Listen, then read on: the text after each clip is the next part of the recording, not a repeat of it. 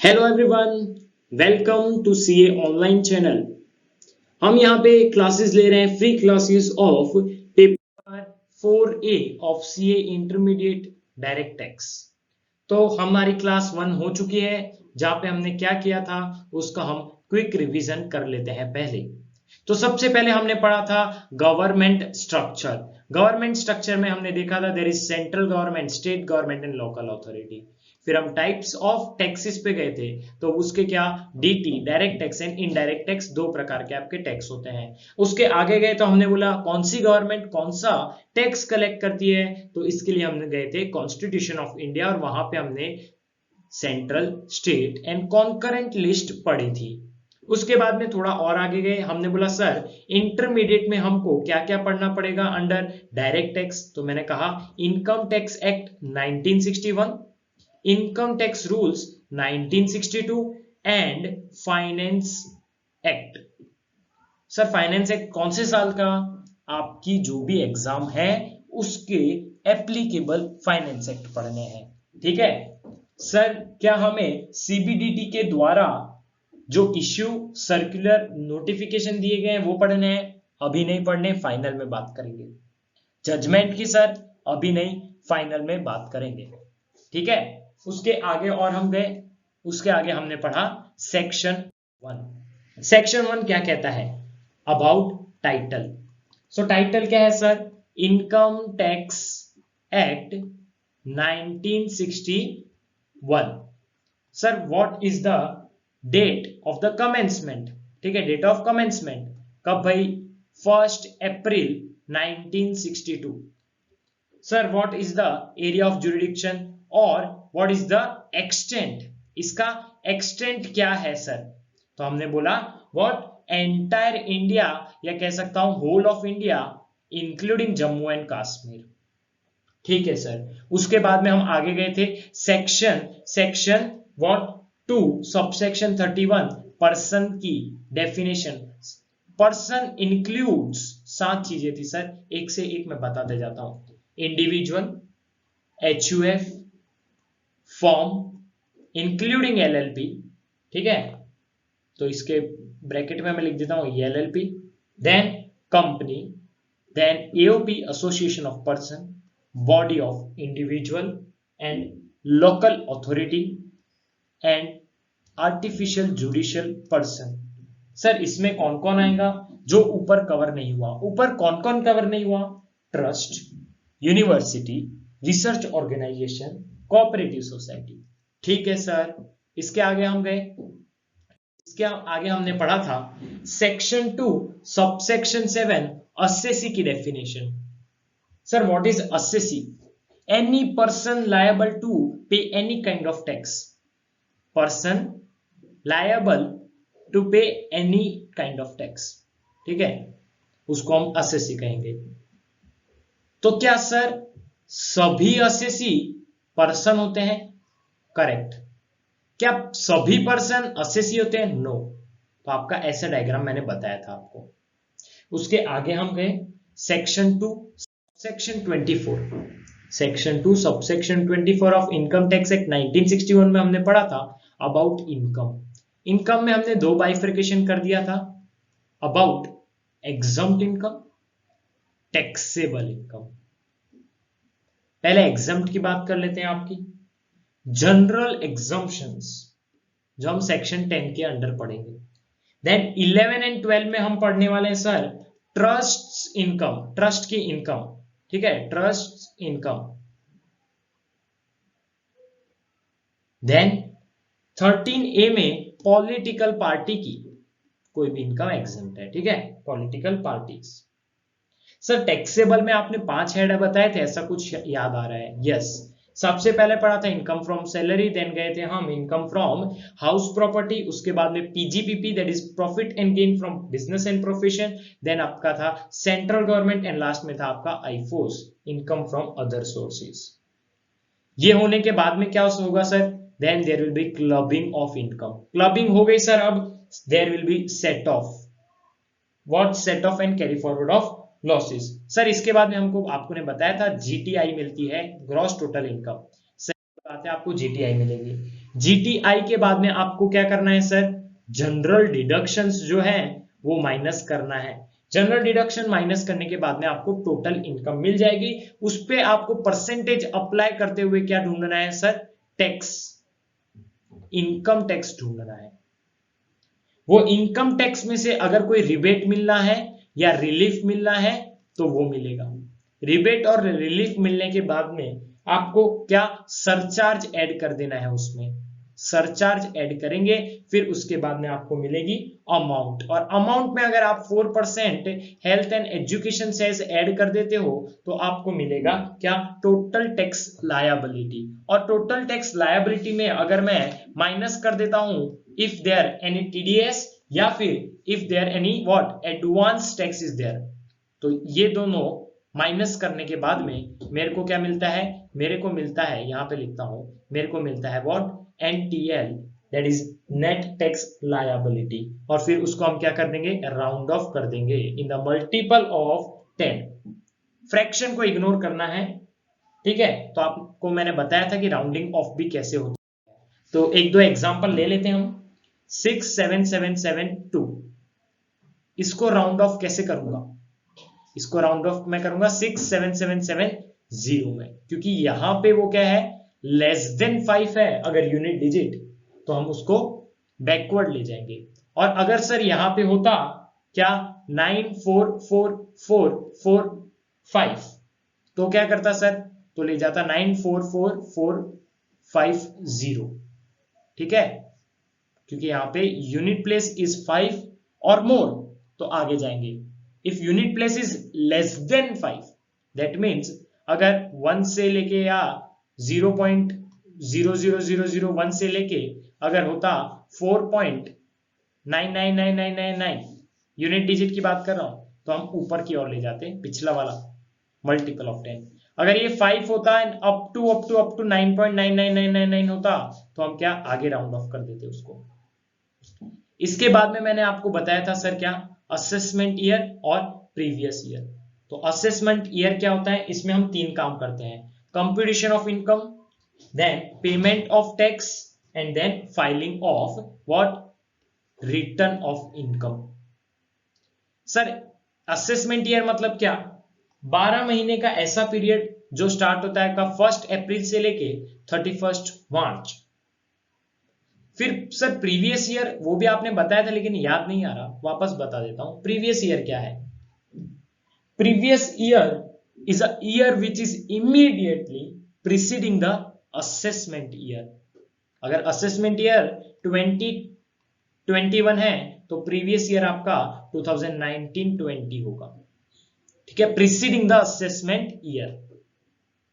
उसके बाद में मैंने आपको बोला था कि हम सेक्शन 4 डिस्कस करेंगे अगली क्लास में। तो अब शुरू करते हैं अपन सेक्शन 4, ठीक है, charging section of this act. So section 4 of income tax act 1961 आपको लिखना है पूरा, चार्जिंग सेक्शन। सर इसमें क्या है, tax is payable in assessment year, for example 2020-21, ठीक है, यहां पे समझ लेना आप 2021, okay sir. Next, on income earned in which year, previous year. So हमने प्रीवियस ईयर क्या लिया था, 2019-20, ठीक है, 2019-20 अपना प्रीवियस ईयर था। कौन से रेट पे, आपने बोला ठीक है टैक्स कौन से साल में पे करेंगे 2020-21, टैक्स कौन सी इनकम पे देंगे हम, तो हमने बोला earned in previous year, that is 2019-20। कौन से रेट पे, टैक्स रेट क्या होगा, कहां पे लिखा होगा, सो आपको लिखना है यहां पे क्या, at tax rate mentioned in और specified in where, finance act, ठीक है। तो हमको फाइनेंस एक्ट की बात करूं तो वो क्या है 2019, for the exam of what, जो आपकी मई 2020 में होने वाली थी उनका आगे पोस्टपोन हो चुका है और अभी डिसीजन जो डिले चल रहा है या जो भी आप आ जाएगा डिसीजन, कोई बात नहीं है। तो अभी बता देता हूं कि इनका फाइनेंस एक्ट क्या होगा सर 2019। सर फाइनेंस बिल में होता क्या क्या है वो बताना जरा एक बार बताता हूं। सर आपके फाइनेंस बिल में दो बातें लिखी है, एक है टैक्स रेट, एक है अमेंडमेंट। जो भी अमेंडमेंट्स होते हैं वो भी आपके फाइनेंस बिल में लिखे हैं। ठीक है सर, पता चल गया। अब बात करेंगे हम टैक्स रेट की, very very important tax rates. ठीक है सर, ये कहां कौन सी रेट बता रहे हो आप? फाइनेंस एक्ट 2019 में जो लिखी गई है वो मैं आपको बता रहा हूं। ठीक है चलो, तो इसमें सबसे पहले हम क्या करेंगे, तीन पार्ट बना लेंगे सर, बना लेते हैं, रुको। उसके साथ साथ आपको कुछ और भी बता दूं कि हमारे इंडिया में इनकम टैक्स है वो प्रोग्रेसिव है। ठीक है, प्रोग्रेसिव मतलब हर लेवल ऑफ इनकम जैसे जैसे बढ़ती है वैसे वैसे मेरा टैक्स भी बढ़ता जाता है। There is a slab system, ठीक है, फॉर इंडिविजुअल्स। चलो भाई, हाँ अब आप सुनना सर, यहां पे आप क्या लिखोगे, यहां पे मैं लिखूंगा व्हाट द पर्टिकुलर, समझ लो आप। ओके सर, यहां पे क्या लिखोगे, यहां पे मैं लिखूंगा इंडिविजुअल्स जिनकी उम्र 60 साल से कम है, या फिर इंडिविजुअल के सिवाय एओपी, बीओआई, एचयूएफ या आर्टिफिशियल जुडिशियल पर्सन, उनके बारे में बात इस आपकी रो में या कॉलम में होगी। सर यहां पे क्या आएगा, इस कॉलम में आपकी बात होगी इंडिविजुअल्स हु आर 60 इयर्स और मोर देन 60 इयर्स, जिनकी एज 60 इयर्स है उससे ज्यादा है वो यहां पे आएंगे, but their age is less than 80 years, सारे यहां पे आएंगे। ये ध्यान रखना, it is equals to 60 but less than 80। Okay, तो इनको हम क्या कहेंगे सर, इनको हम कहेंगे सीनियर सिटीजन। प्लस आपकी एक बात याद रखना, वो रेसिडेंट होना चाहिए। रेसिडेंट क्या होता है क्या नहीं होता वो मैं आपको अगले चैप्टर में बताऊंगा, तो एज ऑफ नाउ आप इसका मीनिंग पेंडिंग छोड़ सकते हो मेरे लिए, मैं आपको आने वाली क्लासेस में बता दूंगा। ठीक है सर, थर्ड वाला, इंडिविजुअल जिनकी एज 80 है या 80 से ज्यादा है। ठीक है सर, इनको क्या कहेंगे, वेरी सीनियर सिटीजन। प्लस यहां पे भी सेम कंडीशन है, रेसिडेंट। सर रेसिडेंट क्या होता है, सेकंड चैप्टर में बात करते हैं। ठीक है, अब बात करेंगे हम टैक्स रेट की। सबसे पहले आपको बेसिक एग्जम्पशन लिमिट बता देता हूं।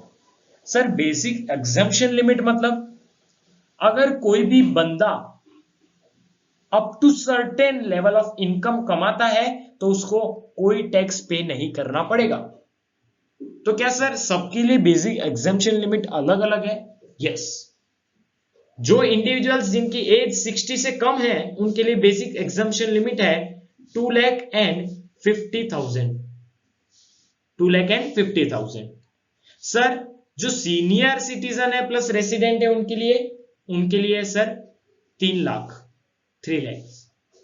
और सर जो very very very senior citizen मतलब जिनकी एज 80 से ऊपर है उनकी सर बेसिक एग्जम्पशन लिमिट है 5 लाख रुपए। ठीक है, ये आपकी बेसिक एग्जम्पशन लिमिट हो गई। सर यहां पे रेसिडेंट है, यहां पे रेसिडेंट है, अगर वो senior citizen plus non resident हुआ तो? सर अगर वो very senior citizen plus non resident हुआ तो? देखो, चाहे वो सीनियर सिटीजन हो या वेरी सीनियर सिटीजन हो या very very very very senior citizen हो, लेकिन अगर वो नॉन रेसिडेंट है तो उसके लिए बेसिक एग्जम्पशन लिमिट आपकी 2,50,000 ही हो जाएगी। ठीक है, तो जब नॉन रेसिडेंट हो तो आपको डायरेक्टली 2,50,000 देखना है, लेकिन अगर रेसिडेंट है तब आपको देखना है कि सीनियर सिटीजन है या वेरी सीनियर सिटीजन है। ये तो बात हो गई आपकी बेसिक एग्जम्पशन लिमिट की। आगे बढ़ते हैं सर, 5% पहली स्लैब है, पहला स्लैब है। इसमें क्या है सर, कलर यूज करता हूं मैं डिफरेंट, ध्यान से देखना। From 2,50,000 and 1 rupees to 5 lakh rupees. यहां पे sir 3 lakh and 1 rupees to 5 lakh rupees. और यहां पे sir very senior citizen plus resident के लिए 5% वाली टैक्स रेट या टैक्स स्लैब रेट एप्लीकेबल नहीं है। ठीक है सर, आगे अगली रेट है आपकी 20% डायरेक्ट एंड लास्ट वाली है आपकी 30%। इसकी बात भी कर लेते हैं अपन। सर 20% में बताओ, so 5 lakh, from 5 lakh and 1 rupee to 10 lakhs. यहां पे same 5 lakh and 1 rupee to 10 lakh rupees, और यहां पे भी 5 lakh and 1 to 10 lakh rupees. कितना होगा सर, 20%। लास्ट वाला बताओ सर, सबसे इजी, क्या सबसे easy, over and above 10 lakh, over and above 10 lakh, over and above 10 lakhs, जितनी भी इनकम हो उस पे 30% लगेगा। इसका मतलब सर अगर किसी इंसान की, अभी मैं इस केस की बात कर रहा हूं, फर्स्ट वाले केस की, ठीक है, कौन सी केस, ये वाला केस की बात कर रहा हूं, ये वाले की। सर अगर किसी इंसान की इनकम 2 लाख रुपए है, तो सर वो अंडर बेसिक एग्जेम्पशन लिमिट आती है, तो उसको कोई टैक्स पे करने की जरूरत नहीं है। ठीक है सर, 2,50,000 हुई तो basic exemption limit, no tax payment is required. Sir अगर 2,50,000 10 रुपया हुआ तो भाई आपके जो 2,50,000 है वो तो एग्जम्प्ट है, बेसिक एग्जेम्पशन लिमिट है आपकी, बाकी के 10 रुपए पे 5% लगेगा। ठीक है, और उसको फिर राउंड ऑफ वगैरह जो भी है आपको बाद में पता चलेगा कि रिबेट मिलेगा, अभी एज ऑफ नाउ आपको नहीं मालूम है, वो आगे मैं बता दूंगा। सर अगर उसकी इनकम हुई 6 लाख, तो 6 लाख में से 2,50,000 तो एग्जम्प्ट है, देन 2,50,000 के बाद में 5 लाख रुपए तक आपका 5% लगेगा, और 5 लाख से 6 लाख मतलब 1 लाख रुपए पे आपका कितना, 20% लगेगा। तो ऐसे आपका प्रोग्रेसिव टैक्स स्लैब सिस्टम है। ठीक है, हालांकि मैं एग्जांपल देके भी आपको समझा दूंगा। चलो एक एग्जांपल ले ही लेते हैं बढ़िया वाला। फॉर एग्जांपल आपकी एक इंसान को ले लेते हैं अपन, मिस्टर एक्स। कौन सर, मिस्टर एक्स। इसकी total income is equals to 37 lakh. ठीक है, find out what will be your income tax. मैं टैक्स लायबिलिटी की बात नहीं कर रहा, इनकम टैक्स की बात कर रहा हूं, क्योंकि income tax minus rebate relief plus surcharge plus says, फिर आपका आता है टैक्स लायबिलिटी। मैं सिर्फ आपको पूछ रहा हूं what income tax on this, calculate करो। मैं थोड़ी देर के लिए रुक जाता हूं, आप पॉज करके भी सॉल्व कर सकते हो, आप आंसर दे दो आपका कमेंट में, देखते हैं सही है या नहीं है।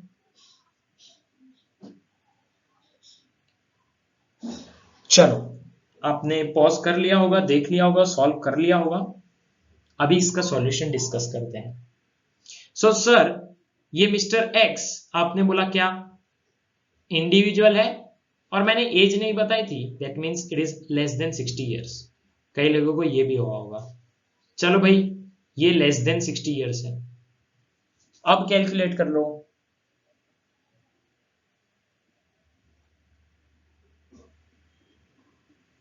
चलो डिस्कस करते हैं। सर 37 लाख में बहुत सारी अलग अलग स्लैब बन जाएंगी। देखते हैं क्या।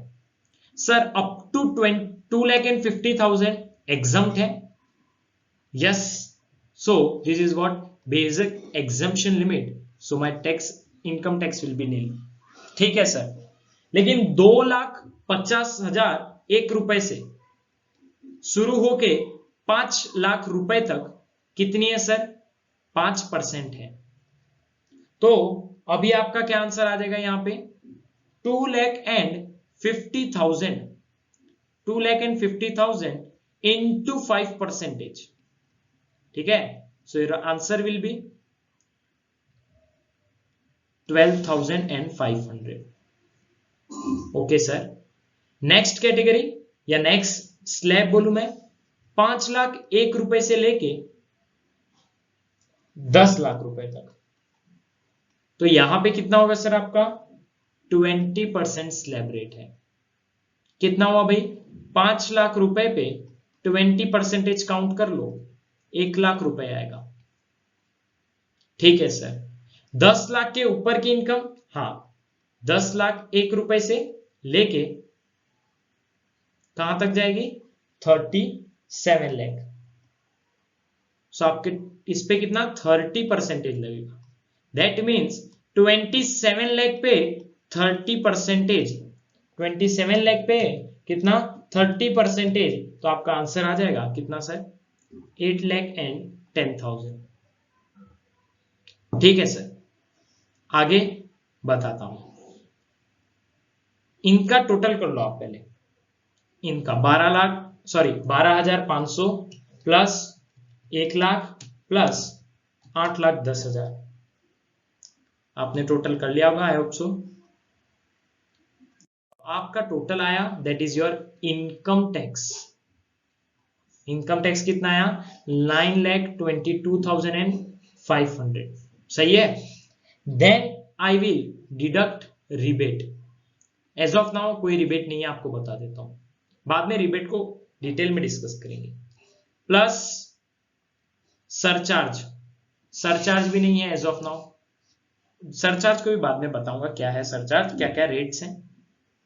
उसके बाद में सर अमाउंट आती है आपकी, सो अमाउंट सेम आ जाएगी 9,22,500 plus health and education cess, जो आपका कितना है सर? 4%। तो वो ऐड कर देंगे, कितना सर? 4%, that is 36,900 rupees. ठीक है, so 9,22,500 plus 36,900 is equals to what? 9,59,400। This is your what? Total tax liability. और मैं बोल रहा हूं टीडीएस नहीं है आपका, एडवांस टैक्स नहीं है, तो आपका यही क्या हो जाएगा? Net tax liability. Both will be same in the case there is no TDS and advance tax. ठीक है सर, समझ में आ गया इनकम टैक्स कैसे कैलकुलेट करते हैं।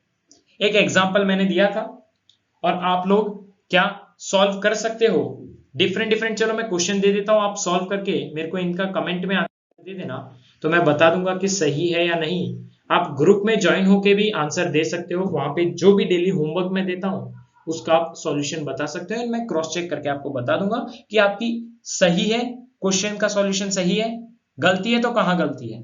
तो होमवर्क मान लो आप, find out what net tax liability. Sir, name of the assessee X, Y, Z. Their age, सब individual है, हाँ individual. Sir, their age 48, 60 and 81. Sir, what is their total income? Total income is 6 lakh rupees. Here it is 15 lakh rupees. Here it is 9,50,000. इसका solution आपको मैं बता दूंगा group में, और आप कमेंट करना चाहो तो कमेंट में भी आप आंसर दे सकते हो, मैं बता दूंगा करेक्ट है या नहीं है। ठीक है सर, ये तो कर लेंगे। अब आगे बात करते हैं सरचार्ज पे। उससे पहले हमने अभी आपको ध्यान हो तो हमने सिर्फ बात की है इंडिविजुअल की, एचयूएफ की, एओपी की, बीओआई की और आर्टिफिशियल जुडिशियल पर्सन की। सर मेरी इंडियन कंपनी फॉरेन कंपनी कहां गई, दैट मीन्स कंपनी कहां गई। सर मेरी लोकल अथॉरिटी कहां गई, बताता हूं उनके बारे में भी। सो पहले उनका टैक्स रेट डिफाइन कर ले या डिस्कस कर ले।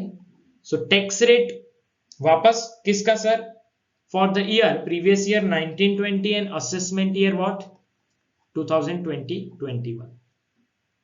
सबसे पहले बात करता हूं कंपनी की। सो कंपनी को दो कंपनी में डिवाइड कर दिया गया है।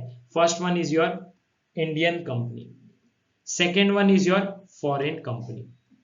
सीधा सीधा कहा है इंडियन कंपनी में क्या कि सर आपको चेक करना है turnover of the previous year 17-18।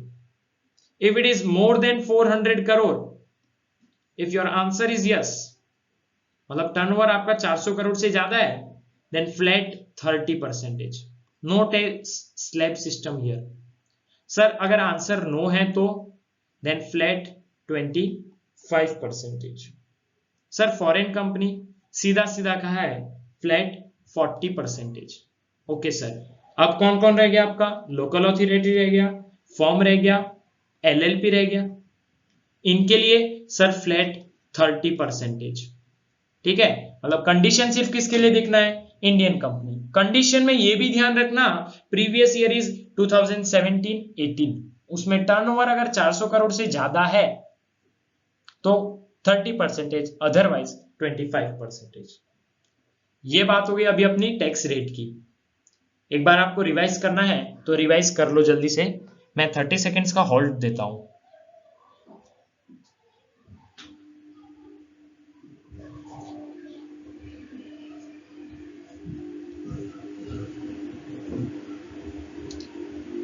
चलो आपने रिवाइज कर लिया होगा। अब डिस्कस करते हैं surcharge. Surcharge that means tax on tax, tax पे टैक्स। आपने देखा होगा अभी हम पढ़ रहे थे, इनकम टैक्स निकाला, उसके बाद में रिबेट या रिलीफ मिलता है, उसको माइनस करने के बाद में इनकम टैक्स पे भी सरचार्ज लगाते हैं, प्लस करते हैं। तो वो किस पे प्लस करते हैं, किसका परसेंटेज लेते हैं, ऑफ द इनकम टैक्स, मतलब टैक्स पे भी टैक्स लगा रहे हैं, मतलब ये हो गया। ठीक है, चलो तो सरचार्ज की बात करें। पहले आपको बता दूं सरचार्ज फॉर, ऐसे चार्ट वाइज आप करोगे ना तो आपके लिए इजी हो जाएगा। For what, companies, and second is for other assessees. इसमें बाद में बाइफर्केशन होगा, थोड़ा धैर्य रखो। कंपनी की बात करें तो सर इंडियन कंपनी अभी अभी पढ़ के आए, और यहां पे फॉरेन कंपनी बंटवारा हो गया है। सर इसमें इंडियन कंपनी में वापस बाइफर्केशन होगा। हाँ, क्या बाइफर्केशन होगा, उसमें देखना है total income, if it is more than 1 crore but less than or equal to 10 crore. Second option, their total income is more than 10 crores. मतलब अगर किसी भी इंडियन कंपनी जिसका टोटल इनकम 1 करोड़ से ज्यादा है उस पे सरचार्ज लगेगा। ठीक है, अब सर अगर उसकी 10 करोड़ तक है, मतलब 10 करोड़ से कम या उसके इक्वल, तो कितना परसेंटेज होगा, then it will be equals to what, 7%। What, 7%। If the total income is more than 10 crore then it is 12% surcharge. ये दोनों हम किस पे लगाएंगे sir, on income tax. Income tax पे प्लस होगा आपका ये। Okay sir, next foreign company. Foreign company में वापस वही बाइफर्केशन होगा आपका, total income is more than 1 crore but less than or equals to 10 crore. Second one, total income is more than 10 crore. Then your answer will be what, भाई आपका यहाँ पे होगा 2% और यहाँ पे आपका होगा 5% ऑन इनकम टैक्स। सर ऐसा क्यों? आपने इंडियन कंपनी में जब बोला था तब हम बात कर रहे थे, तो आपने बोला था कि आपको प्रीवियस ईयर देखना है कौन सा 17-18, और उसमें अगर टर्नओवर 400 करोड़ से ज्यादा हुआ, हाँ, तो हम देंगे 30%, अदरवाइज 25%। और फॉरेन कंपनी को दोनों से ज्यादा 40% था, लेकिन सरचार्ज में उल्टा। भाई फॉरेन कंपनी ने बोला कि तुम टैक्स पे टैक्स लगा रहे हो, पहली बात तो ये, और हम पे इतना सारा पहले से थोप रखा है टैक्स 40%, इररिस्पेक्टिव ऑफ टर्नओवर। तो भाई सरचार्ज में कुछ रहम करो। तो बोला ठीक है, अगर आपकी टोटल इनकम 1 करोड़ से ज्यादा लेकिन 10 करोड़ तक है, तो हम आपको 2% ही सरचार्ज चार्ज करेंगे, और अदरवाइज 5%। ओके सर, अब अदर एसएससी की बात कर लेते। कंपनी हो गया खत्म। अदर एसएससी ध्यान से देखना, इसमें भी बाइफर्केशन होगा वैसे। अदर एसएससी, अदर एसएससी में कौन कौन आ जाएगा सर? यहां पे पहले आएगा आपका individual, individual, HUF, BOI, AOP, artificial judicial person, साथ साथ में चलते ही ये ज्यादातर। इनके बारे में क्या करना है सर? इनकी भी टोटल इनकम देखी जाए। सर टोटल इनकम से क्या, देखो इसमें आ गया, मैं बताता हूं आपको अलग अलग। सर टोटल इनकम अगर 50 लाख से ज्यादा हुई तो, if it is more than 50 lakhs but less than और इक्वल्स टू 1 करोड़, पहले मैं आपको कैटेगरी बता देता हूं। More than 1 crore but less than और equals to 2 crore, more than 2 crore but less than और equals to 5 crore, and last one is more than 5 crore. भाई इनकी सरचार्ज की रेट देख लेते हैं जल्दी से। Starting from year 10%, then 15%, 25% and 37%। This is the surcharge rate. ठीक है, ये सब किस पे लगेंगे? ये सारे के सारे इनकम टैक्स पे लगेंगे। ठीक है, ओके सर, अब बात कर लेते हैं किसकी, कौन कौन रह गया भाई आपका? फॉर्म रह गया, एलएलपी रह गया, आपका लोकल अथॉरिटी रह गया। इन पे क्या होगा सर? इनकी टोटल इनकम अगर 1 करोड़ से ज्यादा है तो कुछ नहीं देखना, 12% लगा दो। ठीक है, directly you have to see only what, if total income is more than 1 crore, directly 12% surcharge on what, income tax. ठीक है, ये रेट किसकी है? सरचार्ज की है आपकी। ठीक है सर, आपने सरचार्ज भी बड़े अच्छे से समझा दिया, आपने अच्छे से क्या बना दी, टेबल या फिर प्रेजेंटेशन बना दी हमारे लिए। बढ़िया, रिवाइज करना है तो कर लो, 2 चार्ट में आपका रिवाइज हो जाएगा। ठीक है, फर्स्ट आपको देखना है, जल्दी से एक बार मैं रिवाइज भी करवा दूं। For surcharge you have to bifurcate the assessee. First is your company, bifurcate the company in one Indian company and second foreign company. Indian company, check the total income. If total income is more than 1 crore but less than or equals to 10 crore, then charge 7%. If total income is more than 10 crores, then charge 12%. Sir, foreign company, check the total income again. If the total income is more than 1 crore but less than or equals to 10 crore, then your rate will be 2%. Sir, if my total income is more than 10 crores, then surcharge will be, sir, 5%. Okay sir, अब बात आती है other SSC. Other SSC में सबसे पहले individual, HUF, AOP, BOI और artificial judicial person. Sir इसमें if income, वापस हम टोटल इनकम ही चेक करेंगे। If total income is more than 50 lakhs but up to और व्हाट इक्वल्स टू और less than 1 crore, then 10% surcharge. If income is, total income is more than 1 crore but less than or equals to 2 crore, then surcharge rate will be 15%. If total income is more than 2 crores but less than or equals to 5 crore, then your surcharge rate will be 25%. And if your income, total income is more than 5 crores, then your surcharge rate will be 37%. ठीक है, if I will talk about the firm, LLP and local authority, if their total income is more than 1 crore, then surcharge is what, 12% on income tax. ठीक है, तो चलो भाई आपको वापस मैं थोड़ा सा होमवर्क दे देता हूं। होमवर्क नंबर 2, पहला आपका क्या था, find out what income tax, second one is what your surcharge वाला होमवर्क। ओके सर, सरचार्ज में सबसे पहले लेते हैं इंडिविजुअल, दूसरा भी ले लेंगे इंडिविजुअल, तीसरा भी लेंगे इंडिविजुअल, और लास्ट वाला ले लेंगे हम फर्म या एलएलपी, जो भी बोलो आप। नाम बता दो sir, X Y Z ABC, ठीक है, एबीसी फर्म, पार्टनरशिप फर्म या एलएलपी, जो भी आप कहो। ठीक है सर, अब बात किसकी आएगी सबसे पहले, सर आप बताओ हमको टोटल इनकम, बता देता हूं।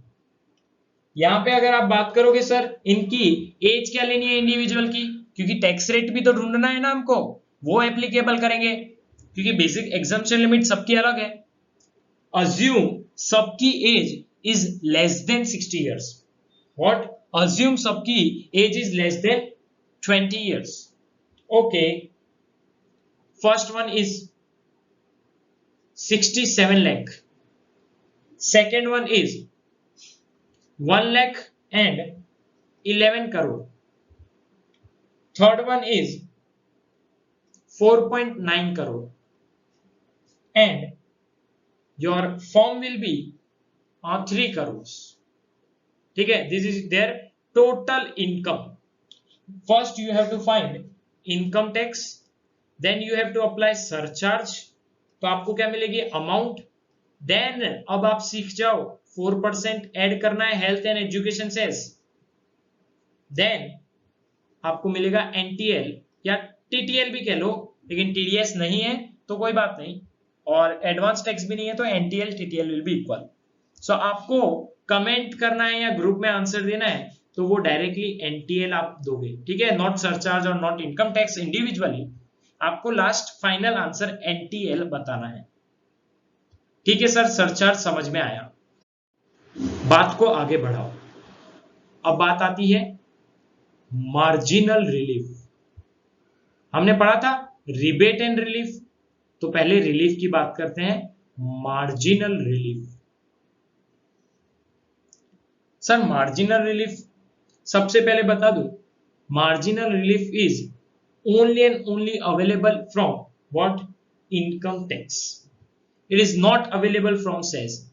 सेस में से मार्जिनल रिलीफ नहीं मिलेगा, नहीं मिलेगा। चलो आपको एग्जांपल दे देता हूं, पहले तो आपको बता दूं क्या है मार्जिनल रिलीफ, उसके बाद मैं एग्जांपल देता हूं। ठीक है sir, what is marginal relief? Due to increase in income there is a increase in tax. मानते हो, क्योंकि there is a progressive tax slab rate. ठीक है सर, मानते हैं। सर ये भी तो पॉसिबल है that the increase in tax, इसको इंक्रीज लेना, increase in tax is more than increase in what, my income. In such case marginal relief will be allowed, marginal relief आपको मिलेगा, but marginal relief is not available from cess. ये मैंने आपको पहले ही ऊपर clear कर दिया अच्छे से। ठीक है, मार्जिनल रिलीफ का अभी थोड़ा रफ आइडिया आ गया होगा, उसको आपको और डिटेल में समझाता हूं। टेक वन एग्जांपल, नेम ले लेते हैं अपन, जय and second is Veeru. Sir इसकी टोटल इनकम कितनी है? इसकी है सर 50 लाख। सर इसकी इनकम कितनी है? 51 lakh rupees. So if you find out the difference between the income of both, that is 1 lakh rupees. Now find out the amount. Amount will consist of what? Income tax plus surcharge. ठीक है? So अगर आप find out करोगे इनका amount, you will get what? 13 lakh 12,500 as an amount after adding surcharge. भाई 50 लाख है तो surcharge नहीं होगा ऑब्वियसली। उसके बाद में सर 14,76,750, ये अगर उसकी 51 लाख रुपीज इनकम हुई तो। If you find out the difference between the amount, इन दोनों के बीच में आप अगर डिफरेंस निकालते हो तो कितना आएगा sir? The difference will B, यहां पे लिखता हूं मैं नीचे, 1,64,250 रुपीज। मतलब मेरी इनकम 1 लाख रुपए से बढ़ी, एट द सेम टाइम मेरा टैक्स पेएबल भी बढ़ गया, बट 1 लाख से भी ज्यादा, 1,64,250। तो सर ये तो जस्टिफाइड नहीं है ना कि मेरी इनकम 1 लाख रुपए से बढ़े तो मैं 1,64,250 टैक्स भरूं। तो गवर्नमेंट ने बोला शांत हो जा, शांत हो जा, तेरी इनकम कितने से बढ़ी? बोले 1 लाख रुपए से।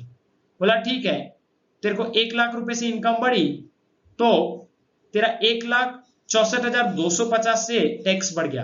दैट मीन्स तेरी इनकम से टैक्स कितना बढ़ा है? 64,250 रुपीज। बोला ठीक है, तेरे को 64,250 रुपीज का हम क्या दे देंगे?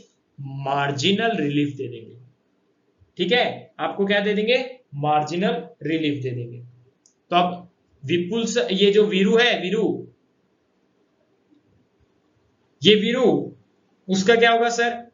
14,76,750 था, करेक्ट सर। उसको मार्जिनल रिलीफ मिला सर, कितने का मिला? 64,250 का, correct sir. Amount will B 14,12,500। तो भाई वीरू सर का कितना हुआ? 14,12,500। ठीक है, ठीक है सर। इसमें ऐड कर दो आपकी सेस। मैंने आपको पहले ही कहा था सेस में से आपका क्या मार्जिनल रिलीफ नहीं अवेलेबल नहीं है, तो आप 4% सेस क्या कर दोगे? ऐड कर दोगे 4%। ठीक है, कितना होगा sir? 56,500 rupees. Then your net tax liability या टोटल टैक्स लायबिलिटी कितनी होगी सर? 14,69,000। ठीक है, फिर भी आप देखोगे ना 14,69,000 और 13,12,500, the difference will be more than 1 lakh. Reason is marginal relief is not available from cess. इसीलिए जय सर जो है वो फायदे में है और वीरू सर जो है वो थोड़े से घाटे में है।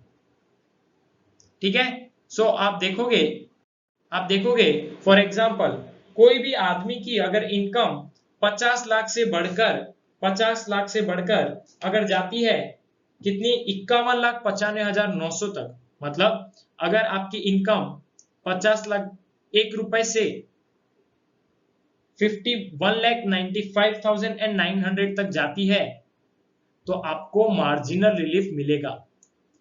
क्यों सर?